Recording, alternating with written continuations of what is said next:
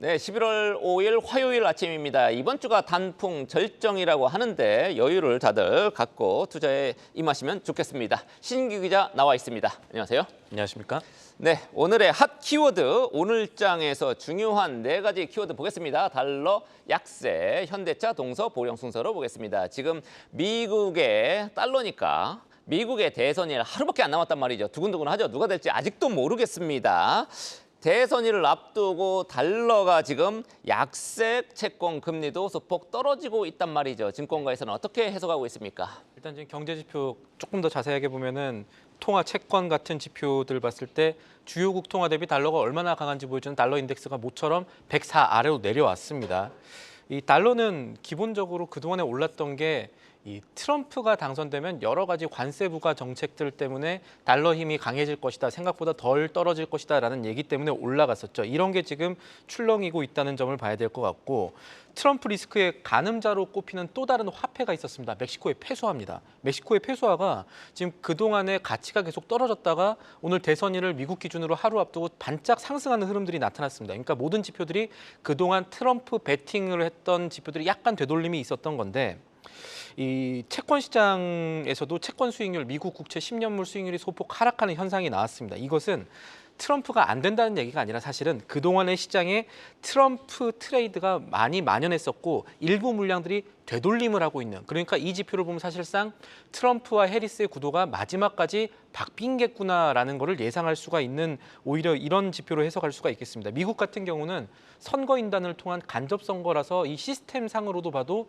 누가 될지 막판까지 알기 어려운 시스템인데다가 여론조사 같은 경우도 지금 현재 마지막으로 됐던 여론조사까지 양 후보가 지지도 1.2%포인트 정도 차이밖에 나지 않거든요. 막판 조사는 해리스가 약간 유리하긴 했었습니다. 그동안에 트럼프가 강세를 보였다가 되돌림 현상들이 지금 시장에 반영이 되고 있는 건데, 이런 상황에서 지금 내일 모레까지는 변동성이 굉장히 클 수 있다는 점을 살펴봐야겠습니다. 특히나 저기 봤을 때 해리스가 됐을 때는 트럼프가 불복할 가능성도 있거든요. 여러 가지로 지금 시장의 변동성이 커지는 상황이라는 점, 하루 이틀 정도는 지켜봐야 된다는 점 봐야 될 것 같고, 골드만삭스 같은 경우는 달러 약세 흐름과 관련해서 민주당의 해리스 후보가 승리하게 되면 달러 약세가 어느 정도 지지를 하겠지만 조금 더 가서 유로 달러 환율이 유로당 1.095달러까지 갈 수 있다, 이렇게 보기도 했습니다. 네, 2000년 알고 때도 마찬가지였습니다만 해리스가 맞습니다. 만약에 살짝 위로 이렇게 끝날 경우에 트럼프가 당연히 불복 선언할 걸로 예상이 됩니다. 시장 변동성이 굉장히 커질 수가 있습니다. 그렇겠죠. 변동성도 커지고 시장이 싫어하는 불확실성, 이게 당분간 지속될 가능성도 염두에 두셔야겠습니다. 저희들 특집 많이 준비하고 있습니다. 두 번째 이슈 보겠습니다. 현대차. 현대차의 악재하면 항상 노조인데 비슷한 이유 때문에 어제 사실 이제 금투세 폐지 호재에도 불구하고 약간 억누른 측면이 있었거든요. 예.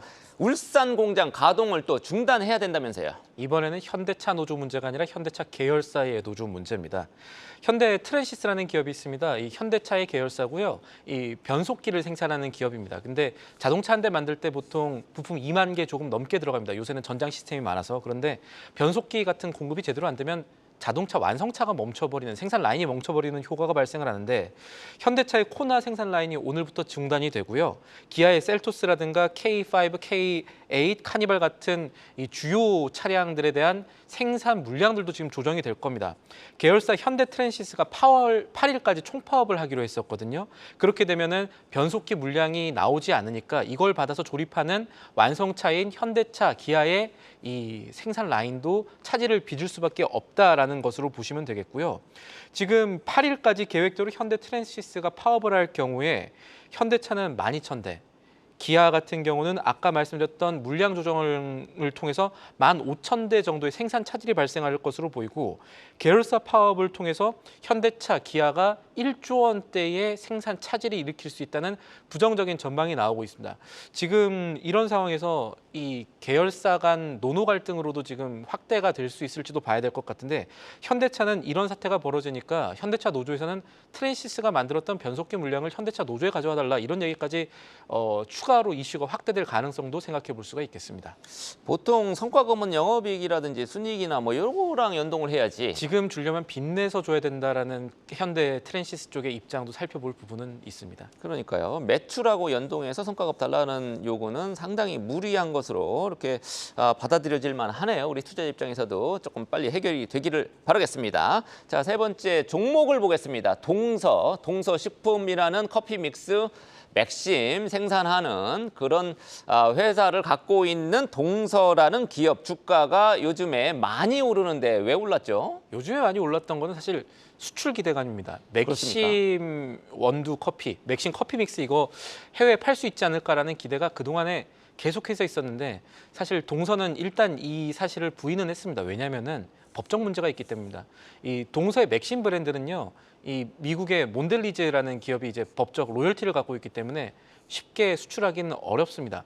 그런데 지금은 이 수출 이슈 말고도 하나 지켜봐야 될 게 커피플레이션입니다. 원두 가격이 지금 굉장히 많이 오르고 있습니다.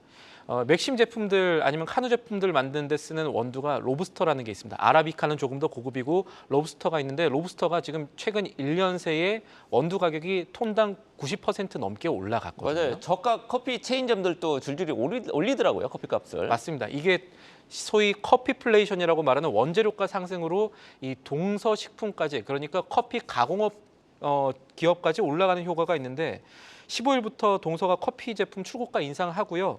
맥심 모카골드 그 히트 상품이죠. 이게 9.5% 인상하는 걸 포함해서 동서의 평균 제품 가격이 한 8.9% 높아지는 효과가 15일부터 발생을 합니다. 동서가 이 코로나 이후에 지금 다시 처음으로 가격을 올리는 건데요. 생각해 봐야 될 게 있습니다. 하나는 동서가 2년 전에 커피 가격 올렸을 때는 매출이 조금 줄어들었었거든요. 그 당시에 분기 기준으로 1,300억 원, 1,280억 원 이렇게 올라가던 매출이 최근에 가격을 올리고 난 이후에는 분기 기준으로 1,280억 원 정도 하면 많이 했다. 이렇게 지금 매출 성장세가 약간 쪼그라든 모습입니다. 그럼에도 불구하고 매출 원가 관리는 잘했거든요.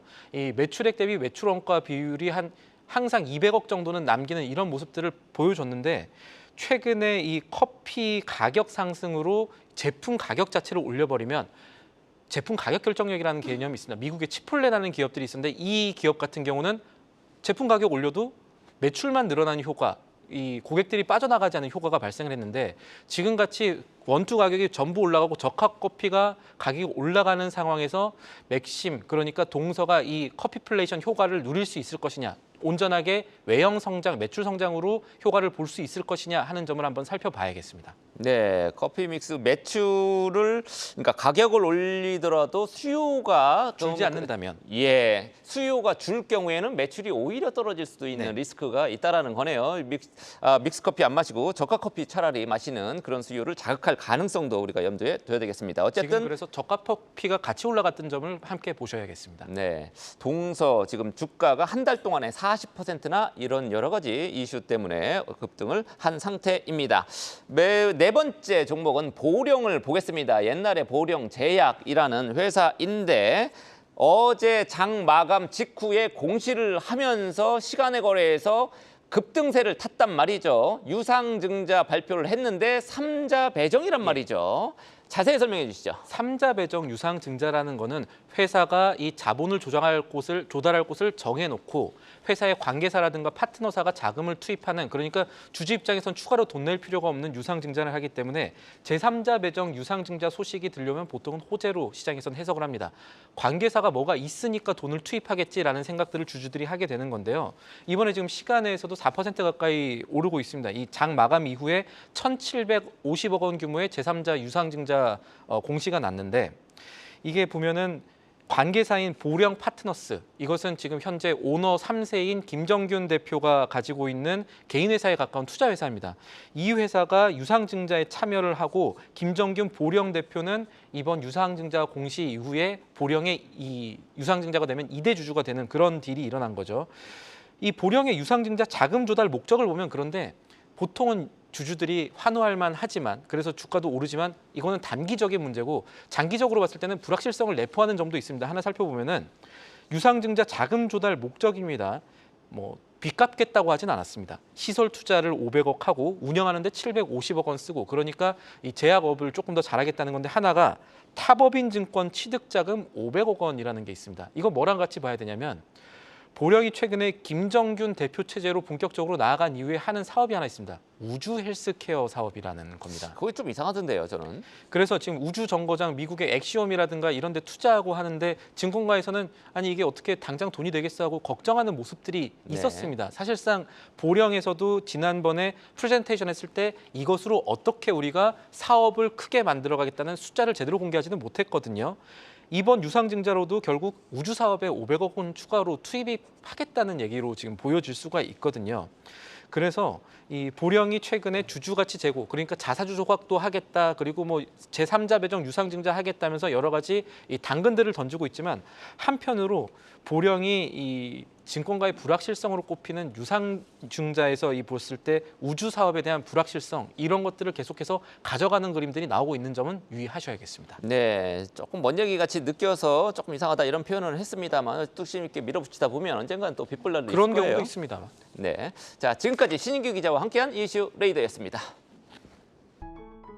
계속해서 다양한 경제 이슈를 알고 싶다면 구독과 좋아요, 알림 설정 부탁드립니다. AI 캐스터 권미정이었습니다.